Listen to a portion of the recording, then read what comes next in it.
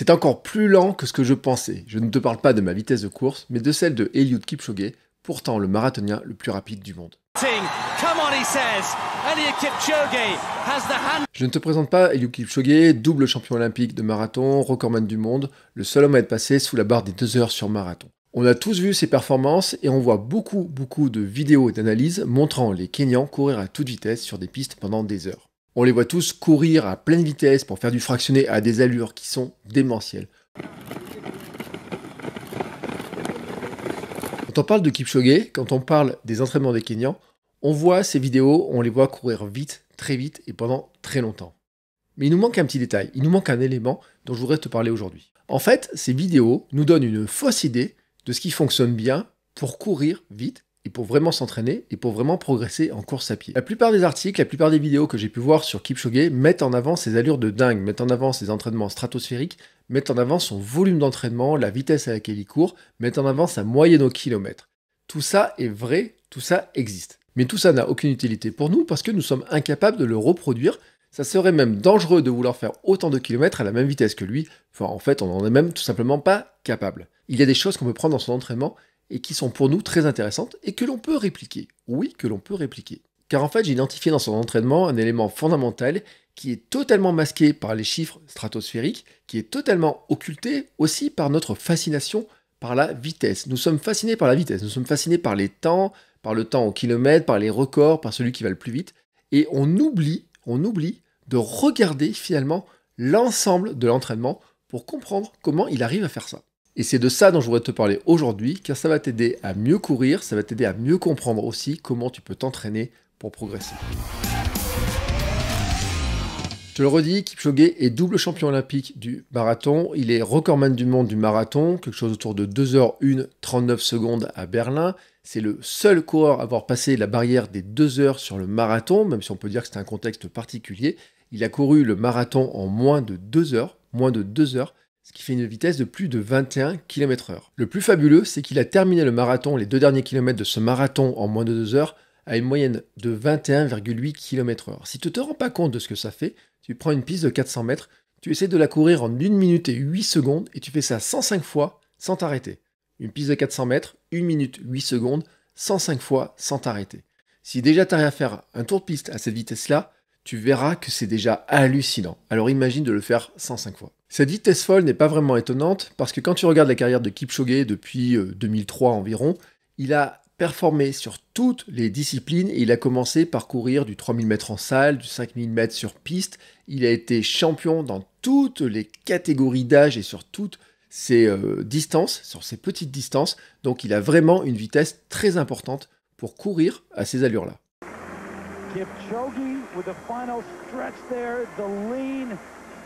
En fait, ce que je voudrais montrer dans cette vidéo, c'est que pour s'entraîner, Kipchoge ne fait pas que courir vite. En fait, il a une stratégie qui est un petit peu différente des autres, et je voudrais en tirer 3 leçons, plus un petit bonus, qui peuvent nous inspirer pour arriver à progresser tous ensemble. Mais avant, je voudrais te expliquer pourquoi c'est important, pourquoi c'est un problème important de se focaliser sur la vitesse. Le problème quand on se focalise sur la vitesse, notre obsession pour la vitesse, c'est qu'on en vient à mal s'entraîner. Bien sûr, tout le monde a envie de courir plus vite. Bien sûr, tout le monde a envie d'avoir des meilleurs temps, de battre son RP, d'arriver à courir, passer certaines barrières de temps. Le problème, quand on est obsédé par la vitesse, quand on veut courir plus vite, c'est qu'on a une tendance à vouloir courir toujours vite, qu'on a tendance à vouloir s'entraîner de plus en plus vite, et là, on a un risque qui est important. Le risque, c'est déjà de la fatigue, de l'épuisement, on risque de ne pas progresser, on risque de se blesser, et le risque final, c'est de se décourager, et même d'abandonner, d'être dégoûté par la course, et finalement, on va à l'inverse de ce qu'on cherchait au départ. Au départ, on avait envie de courir pour se faire plaisir et peut-être aller un peu plus vite. Et au final, on est totalement dégoûté. Parce que quand on regarde les entraînements des champions, on est obsédé par leur temps de course, par la distance qu'ils font chaque semaine, par les temps qu'ils font sur 5 km, sur 10 km, sur semi-marathon, sur marathon. Mais en fait, on ne voit pas les autres éléments de leur entraînement. Alors venons-en maintenant à Kipchoge. Plusieurs articles, des vidéos, des reportages ont décortiqué son entraînement, l'ont suivi dans les dernières semaines de préparation avant son marathon le plus rapide. Donc son entraînement est désormais très connu. Ce que je voudrais faire dans cette vidéo, c'est en tirer 3 grands enseignements qu'on peut conserver pour nous. Et à la fin, je vais te donner une statistique vraiment très étonnante. La première leçon, c'est que Kipchoge court beaucoup. Quand on regarde son plan d'entraînement, on voit qu'il court beaucoup, il court plusieurs fois par jour, toute la semaine, ou presque. Donc il a de grosses distances d'entraînement, Mais ça, c'est pas vraiment une surprise parce que c'est le cas de tous les coureurs de très haut niveau. Ça a été aussi importé il y a déjà plusieurs années par des coureurs européens, des coureurs français ont utilisé cette méthode-là pour arriver à battre des records il y a déjà 25 ans. Donc ça, ce n'est pas une nouveauté. Ce qui est un petit peu plus surprenant chez Kipchoge, c'est que ce n'est pas celui qui court le plus. Dans son groupe d'entraînement, ce n'est probablement pas celui qui court le plus. Si on regarde le volume, le kilométrage qu'il fait lui et le kilométrage des autres Kenyans par exemple, on se rend compte qu'il court un peu moins. Des Kenyans vont jusqu'à courir 250 km par semaine, lui il a des semaines entre 180 et 200 km. Tu vas me dire, c'est déjà beaucoup? Oui, c'est déjà beaucoup, mais pour un champion de son niveau, finalement c'est un petit peu la base. Mais il y a une petite surprise quand on regarde cet entraînement, quand on regarde son programme et quand on regarde ce qu'il en fait. En fait, Kipchoge fait quelque chose que nous on ne veut pas faire, c'est qu'il renonce à certaines séances d'entraînement. Oui, il y a des moments, par rapport à ses sensations, il estime que certaines séances ne servent à rien, et donc il les annule purement et simplement. Alors ce ne sont pas toutes les séances bien entendu, ce ne sont pas n'importe quelle séance, mais il y a des semaines où il supprime des séances quand il estime que la séance ne lui servira à rien, qu'elle va lui ajouter de la fatigue, qu'il a des mauvaises sensations, et donc il préfère la remplacer par du repos plutôt que de s'entraîner trop. Ce que tu dois retenir de ce cas, c'est que Kipchoge a bien entendu un programme, il a un plan d'entraînement, il est très exigeant, mais il écoute aussi ses sensations, ce n'est pas une machine, il écoute ses sensations, et quand il sent que la séance est en trop, il préfère se reposer ou faire autrement pour être frais, pour vraiment avoir ses capacités physiques, les maintenir le plus longtemps possible. Je te rappelle qu'il est au plus haut niveau depuis presque 20 ans, et ça, c'est un élément qu'on doit garder en tête, parce que le pire qu'on puisse faire en tant que coureur, c'est se fatiguer trop,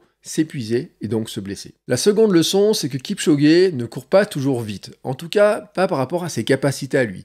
Bien entendu, quand tu regardes ses vitesses d'entraînement, tu vas dire il court très vite, très vite, plus vite que moi, ça c'est sûr, peut-être plus vite que toi aussi. Mais en fait, par rapport à ses capacités, on peut dire que Kipchoge court lentement 70% du temps. Oui, on peut dire que Kipchoge, pendant 70% du temps de son entraînement, court beaucoup plus doucement qu'il en est capable, et même dans des séances qui sont exigeantes sur lesquelles il travaille la vitesse, il ne court pas à plein régime systématiquement. Dans les 30% qui restent, il n'est pas non plus à 100% de sa vitesse qu'il est capable d'avoir. En fait, ce qu'il faut se dire, c'est que sur 9 à 12 séances d'entraînement par semaine, Kipchoge en fait 6 à 9, à allure modérée, faible, endurance mentale.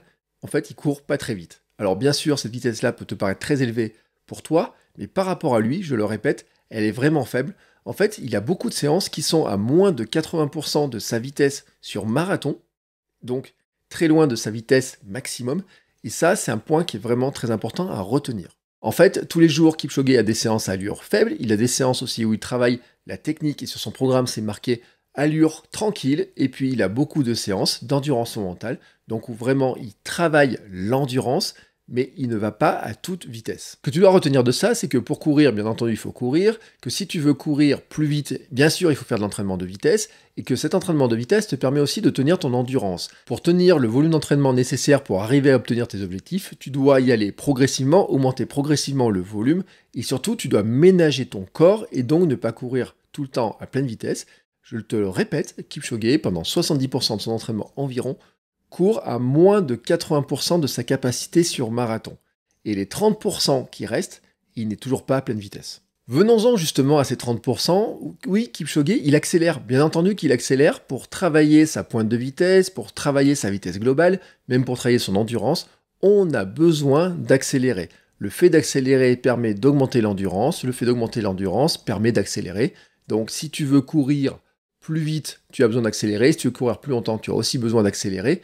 Mais il ne faut pas le faire n'importe comment. Et c'est là où, en regardant le programme de Kipchoge, c'est vraiment très intéressant de voir comment lui, il procède. Par exemple, le mardi, Kipchoge fait une séance sur piste. Alors c'est sûr qu'elle paraisse importante parce qu'il va faire 15 fois 1000 mètres de piste à bonne vitesse.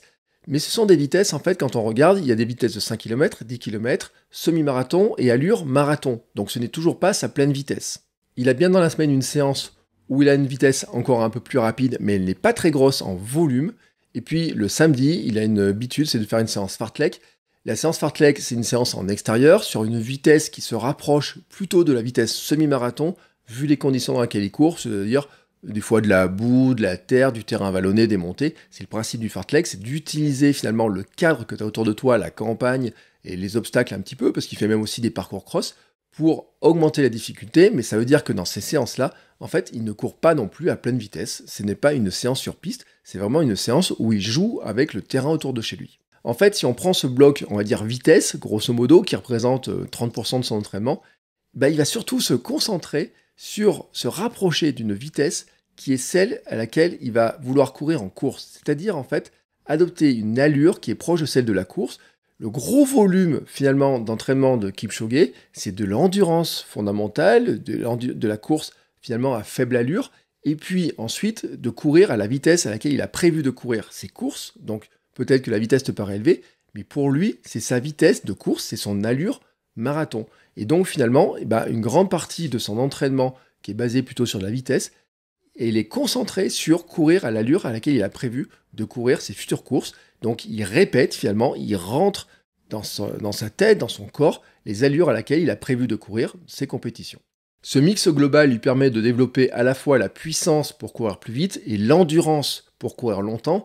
Et ce mix lui permet en fait de courir plus vite, plus longtemps et éviter que sa foulée ne se dégrade, ce qui explique que sur son record sur marathon, il court plus vite les 2 derniers kilomètres qu'il n'a couru tout le reste de la course. Ce que tu dois retenir de cette partie de son entraînement, c'est que oui, tu dois faire de la vitesse pour augmenter ton endurance, pour augmenter ta vitesse, mais tu ne dois pas faire que de la vitesse, sinon tu te fatigues, et donc il faut arriver à mixer une grande partie où tu vas travailler ton endurance, souvent on dit entre 70% et 80%, et puis une partie sur laquelle tu vas travailler plus de vitesse. Mais là, il y a encore une surprise. J'en arrive maintenant à mon petit bonus, parce que quand on décortique ces séances de fractionnés, on découvre en fait un petit bonus qui est vraiment très intéressant, et qui est vraiment très éclairant aussi sur la philosophie, sur le fonctionnement du corps. Je te l'ai dit, Kipchoge est capable de faire des séances où il fait 15 fois 1000 mètres sur une piste, à toute allure, ils sont un groupe comme ça, avec un meneur d'allure, et donc là, il va très vite. Mais ce qui est intéressant de regarder, en fait, c'est ce qui se passe avant et après. Et avant, tu sais ce qu'il fait ? Il s'échauffe. Oui, comme tout le monde, il s'échauffe. Et c'est là que il y a vraiment un petit élément, un bonus, c'est qu'en fait, sa vitesse d'échauffement, c'est 5 minutes par kilomètre. Alors, vu comme ça, tu vas te dire, c'est 12 km/h. Ça te paraît peut-être rapide par rapport à ta vitesse, mais imagine maintenant que Kipchoge, sa VMA, c'est 24,3 km/h. C'est-à-dire qu'en fait, il s'échauffe à la moitié de sa capacité. Il s'échauffe à environ la moitié de sa vitesse de course qu'il a tenue, par exemple, pour battre son record. Si tu prends un petit peu, toi, ce que tu fais, imagine que tu prends ton temps que tu imagines faire en course et que tu divises par 2 ta vitesse et que ce soit ta vitesse d'échauffement. C'est le cas de Kipchoge. Autrement dit, Kipchoge ne s'entraîne que très rarement au maximum de ses capacités physiques en vitesse. C'est vraiment très marginal en temps. Mais même dans les séances où il travaille la vitesse, il y a une grande partie dans laquelle il va encore courir lentement. Et là, ça m'amène à un piège que j'ai croisé, que j'ai vu en club, que j'ai vu aussi quand tu cours avec d'autres personnes. Tu as l'habitude peut-être de rejoindre un petit groupe d'entraînement si tu vas en club. Peut-être tu t'es rendu compte que l'échauffement ne correspondait pas tout à fait à ta vitesse à toi. Moi, j'ai un exemple un jour d'échauffement où au club, les jeunes sont partis pour s'échauffer, où ils ont entraîné le groupe, et à un moment donné, j'ai regardé ma montre, on s'échauffait à plus de 12 km/h, qui était pour eux une vitesse qui était assez confortable, qu'ils jugeaient en tout cas assez confortable, et pourtant, je peux te dire, ce ne sont pas Kipchoge.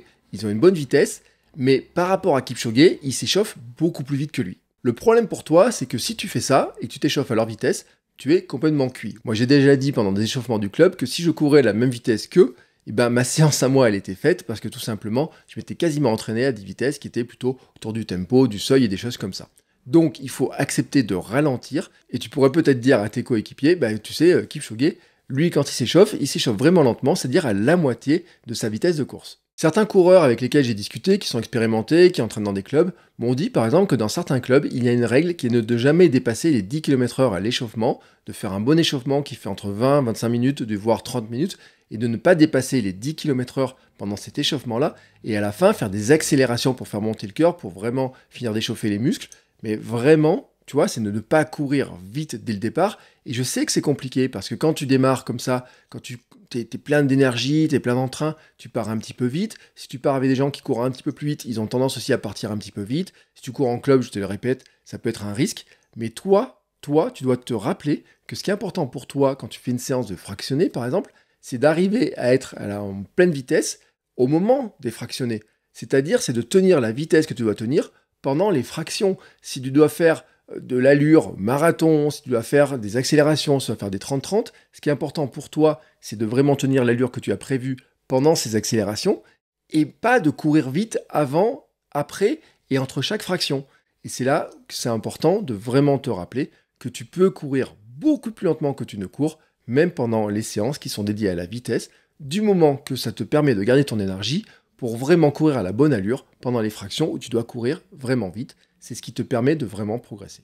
Voilà, cette vidéo se termine, mais souviens-toi, il n'y a qu'un seul Kipchoge au monde et personne ou presque ne peut l'égaler, mais on fonctionne tous de la même manière. Ce que fait Kipchoge pour progresser, pour s'entraîner, pour durer dans le temps est aussi valable pour nous. Je ne te partage pas le programme de Kipchoge parce qu'il est inapplicable pour nous en tant que tel, il faut vraiment l'adapter et le risque, ça serait de se blesser, mais il y a des éléments dans son entraînement qui permettent de comprendre aussi comment il fait pour progresser et pour durer aussi longtemps. Je te propose donc de t'inspirer de ces points pour t'entraîner, pour progresser, pour développer tes capacités. Même si nous n'allons jamais courir à la vitesse de Kipchoge, nous pouvons tous progresser, nous pouvons tous développer nos capacités. Que l'on ait commencé à courir jeune ou que l'on commence à courir après 40 ans, que l'on court depuis 1 an, 2 ans, 5 ans ou 10 ans, on a toujours moyen de progresser à condition de questionner ce que l'on fait et de regarder finalement, de prendre les éléments inspirants chez les autres. C'est ce que je te proposais dans cette vidéo, c'est ce que je te propose dans mes contenus. Ton but à toi, notre but à nous tous, c'est de devenir champion du monde de notre monde, et je vais t'aider pour y arriver.